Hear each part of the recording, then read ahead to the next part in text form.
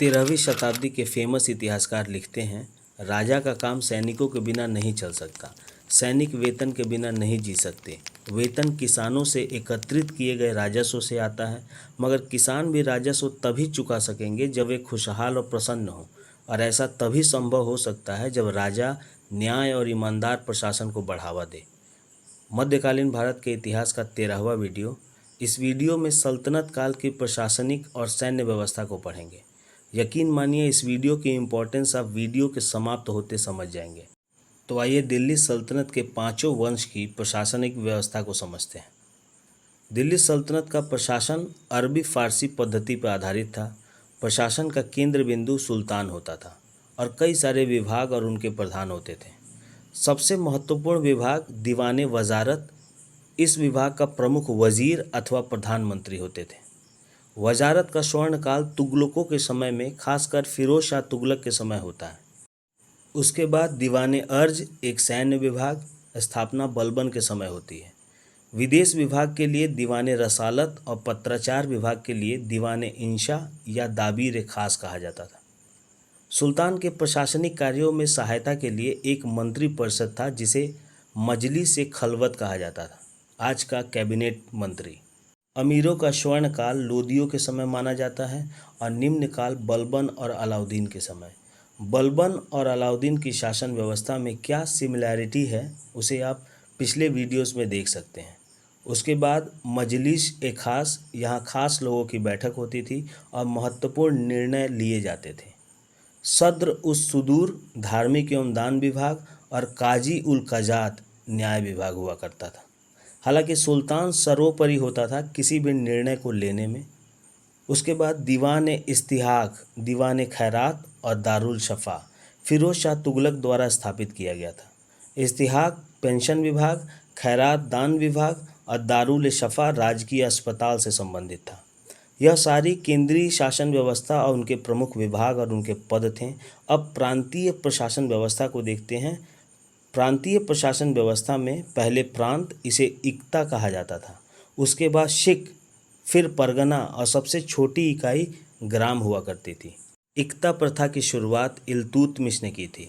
इक्ता इजारेदारी के लिए दिया गया भू राजस्व क्षेत्र था जो सैनिक या असैनिक किसी को भी दिया जा सकता था। यहाँ वेतन के बदले भूमि दी जाती थी। दिल्ली सल्तनत में सबसे अधिक इक्ता मोहम्मद बिन तुगलक के समय, और इक्ता के प्रमुख को इक्तादार कहा जाता था।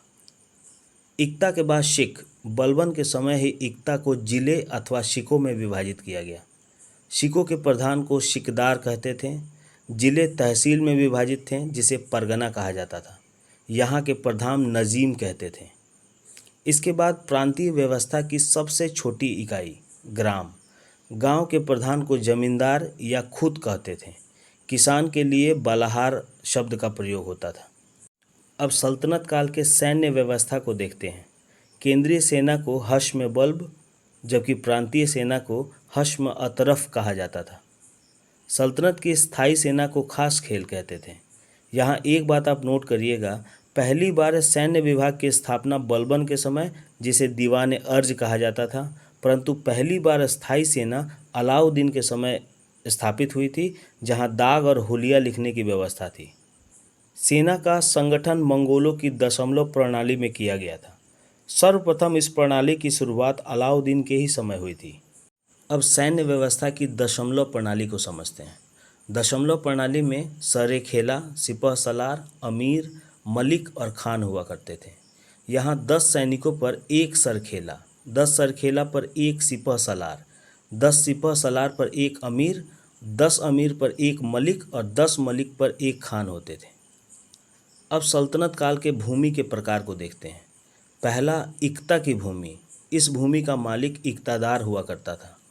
दूसरा, खालसा भूमि। यह सीधे केंद्र के नियंत्रण में होता था, अर्थात सरकारी भूमि कही जाती थी। तीसरे प्रकार में उर्सी भूमि। इस भूमि का मालिक तुर्क मुसलमान होते थे। और आखिरी, इनाम और वक्फ की भूमि। यह कर मुक्त भूमि होती थी और वंशानुगत भूमि कही जाती थी। तो ये सारे पॉइंट्स काफ़ी इम्पोर्टेंट हैं और इसी के साथ हमारा वीडियो समाप्त होता है। नेक्स्ट वीडियो में सल्तनत काल के टैक्स संबंधी व्यवस्था, कला एवं संस्कृति और महत्वपूर्ण पुस्तकीय और उनकी रचनाएं को देखेंगे। आप प्रीवियस ईयर के प्रश्नों को देखिए। चाहे आप किसी भी एग्ज़ाम की प्रिपरेशन में हो, यहाँ से प्रश्न डायरेक्टली एग्ज़ाम में पूछा जाता है और आम तौर पर हमारा ज़्यादातर एनर्जी बैटल्स, शासकों के नाम और उनके समयावधि में चला जाता है। तो इस वीडियो को 2-3 बार देखें, रिवाइज़ करें, अपने दोस्तों के साथ शेयर करें। वीडियो इन्फॉर्मेटिव लगे तो सब्सक्राइब करें, लाइक करें। धन्यवाद। मिलते हैं नेक्स्ट वीडियो में।